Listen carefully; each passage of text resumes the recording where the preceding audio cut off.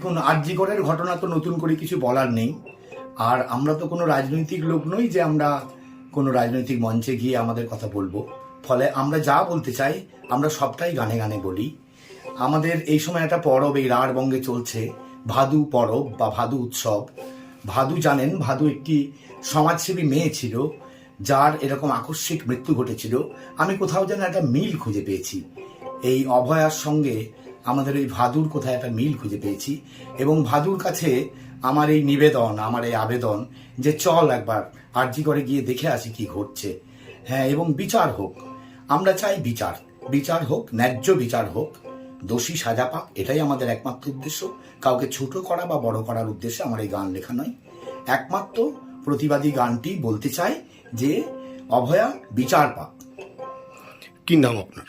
আমার নাম জীবন কিশোর চ্যাটার্জি। দেখুন, আরজিকরের ঘটনা